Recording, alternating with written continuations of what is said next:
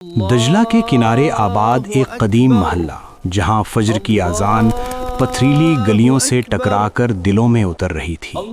یہ وہ بغداد نہیں تھا جسے کتابوں میں پڑھا جاتا ہے، بلکہ وہ بغداد تھا جہاں زندگی سادگی، محنت اور روایت کے وزن تلے چلتی تھی۔ اسی محلے میں ایک گھر تھا، شیخ عبداللہ کا گھر۔ آج اس گھر کی فضا میں ایک انجانا سا بدلاؤ تھا، کیونکہ کل ہی ان کے بیٹے یوسف کا نکاح شہر کے ایک معزز مگر نرم ماحول میں پلی بڑی لڑکی ریحانہ سے ہوا تھا، جس نے زندگی عیش و عشرت اور والدین کے نرم لہجے میں گزاری تھی۔ ریحانہ نے آنکھ کھولی۔ سامنے نہ ریشمی پردے تھے، نہ لکڑی کی نقش دار کھڑکیاں، بس کچی اینٹوں کی دیوار، چھت سے لٹکتی مٹی کی دیا اور ایک اجنبی خاموشی۔ اس کا دل زور سے دھڑکا۔ یہ وہ صبح نہیں تھی جس کی وہ عادی تھی۔ وہ شہر میں رہنے والی بیٹی تھی، جہاں دن کا آغاز ماں کی دعا سے ہوتا تھا۔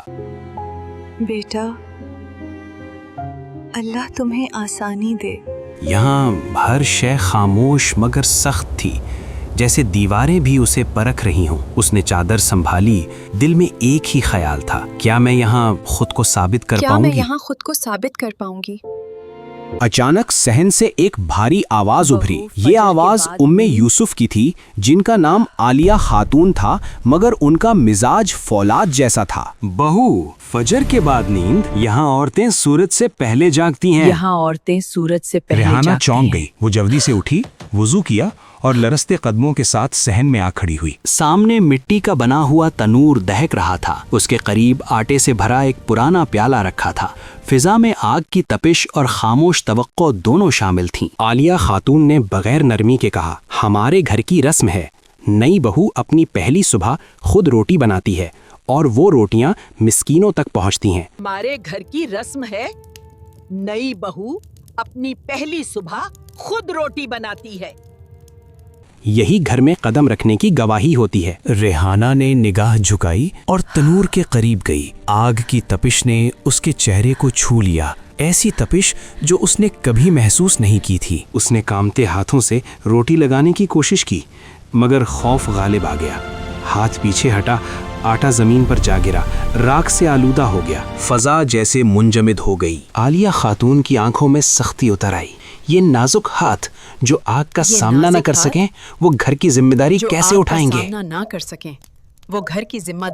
اٹھائیں گے؟ ریحانہ کے ہونٹ کانپ گئے، آنکھوں میں آنسو آ گئے، مگر اس نے آواز نہ نکالی۔ اس لمحے اسے یوں لگا جیسے وہ قسمت کے کڑے امتحان میں کھڑی ہے، جہاں ناکامی کا مطلب صرف ڈانٹ نہیں بلکہ خاموش تذلیل ہے۔ اس نے آنسو اندر ہی اندر پی لیے اور دل میں ایک وعدہ کیا، میں ٹوٹوں گی نہیں، چاہے یہ آگ مجھے جلائے یا نکھارے۔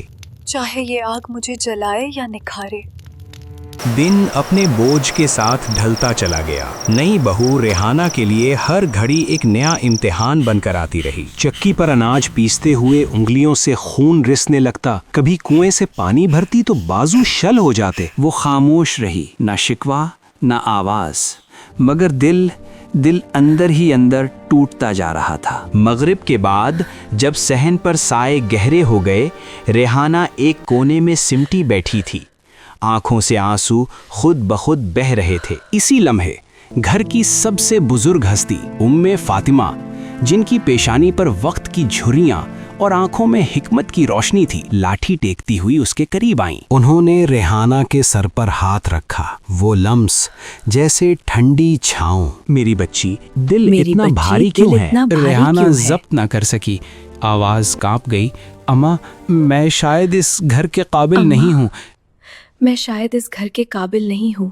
ام فاطمہ ہلکا سا مسکرائیں، وہ مسکراہٹ جس میں صدیوں کا صبر چھپا تھا۔ بیٹی، جو علم دل کو روشن کرے وہ نعمت ہے، اور جو صبر روح کو مضبوط کرے وہ دولت ہے۔ یاد رکھو، سونا آگ میں تپ کر ہی خالص بنتا ہے اور انسان آزمائش میں نکھرتا ہے۔ تم بغداد کی بیٹی ہو، ہمت تمہاری رگوں میں ہے۔ یہ الفاظ ریحانہ کے اندر اتر گئے، جیسے بجھتے چراغ میں تیل ڈال دیا گیا ہو۔ اسی رات یوسف گھر لوٹا۔ اس کی نظر ریحانہ کے چھالوں اور سرخ ہاتھوں پر پڑی۔ دل بھر آیا، مگر لبوں پر نرمی رہی۔ اس نے آہستہ سے کہا، میں جانتا ہوں یہ راہ آسان نہیں، لیکن اللہ کسی پر اس کی ہمت سے زیادہ بوجھ نہیں ڈالتا۔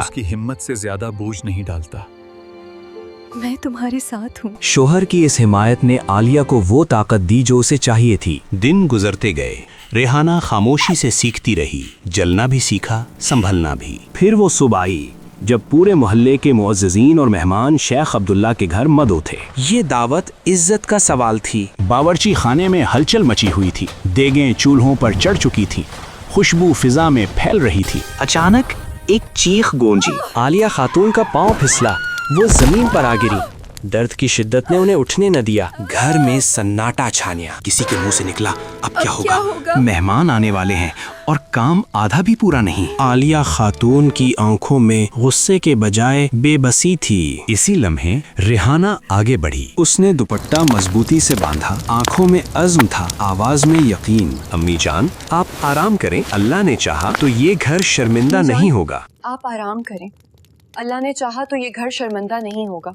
आलिया खातून ने हैरत से देखा, तुम जो कभी आग के पास खड़ी न हो सकी, इतनी बड़ी जिम्मेदारी कैसे उठाओगी? रेहाना ने नजरें उठाकर उम्मे फातिमा की तरफ देखा। वो खामोशी से सर हिला रही थीं। रेहाना ने आहिस्ता मगर मजबूत लहजे में कहा, तब मैं डरी हुई थी, आज इस घर की इज्जत का मामला है। तब मैं डरी हुई थी, आज ये उस घर की इज्जत का मामला है। रेहाना ने लम्हा भर भी जाया ना किया। उसके हाथ अब कांप नहीं रहे थे, आंखों में खौफ के बजाय यकीन था। उसने बावर्ची खाने को संभाला, देगों की आंच को पहचाना, शहर में सीखे हुए ज़ौक़ को महल्ले की सादगी के साथ जोड़ दिया। कहीं जीरा की खुशबू थी, कहीं धनिया की मिठास और कहीं सब्र की वो महक जो सिर्फ आजमाइशों के बाद पैदा होती है। रेहाना ने खादमाओं को नर्म मगर वाज़ेह हिदायत दी। खुद देगों के पास खड़ी रही, आंच कम ज्यादा करती रही और हर लम्हा दिल ही दिल में दुआ मांगती रही। नमक जरा कम,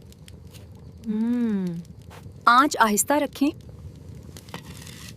जब दस्तरख्वान बिछा तो फिजा में ऐसी खुशबू फैल चुकी थी कि गली के आखिरी घर तक एहसास जा पहुंचा। मेहमानों ने पहला लुकमा लिया और एक दूसरे की तरफ देखने लगे। अल्लाह की शान, एक बुजुर्ग बोल उठा, ऐसा जायका तो मुद्दतों बाद नसीब हुआ। ये सिर्फ खाना नहीं, इसमें दिल की मेहनत शामिल है। इसमें दिल की मेहनत शामिल है। घर के बुजुर्गों की निगाहें खुद ब खुद रेहाना की तरफ उठ गईं। चारपाई पर बैठी आलिया खातून खामोशी से सब कुछ सुन रही थीं। उनकी आंखों से आंसू बह निकले, मगर ये आंसू सख्ती के नहीं थे, ये पहचान के थे। जब मेहमान रुखसत हुए और सहन में सुकूत लौट आया, आलिया खातून ने रेहाना को पास बुलाया। रेहाना झिझकती हुई करीब आई, दिल में डर भी था और उम्मीद भी। आलिया खातून ने उसका हाथ थामा और पेशानी पर बोसा दिया। मैंने तुम्हें कमजोर समझा, मगर तुमने मुझे आईना दिखा दिया। आज तुमने साबित किया कि असल ताकत नरमी में होती है। तुमने इस घर को संभाल लिया बेटी। रेहाना की आंखों से आंसू बहने लगे, मगर अब वो आंसू शिकस्त के नहीं थे। इसी लम्हे उम्मे फातिमा आगे बढ़ीं, चेहरे पर इत्मीनान की मुस्कुराहट थी। उन्होंने आसमान की तरफ देखकर कहा, घर ईंटों से नहीं, रहमत से आबाद होते हैं।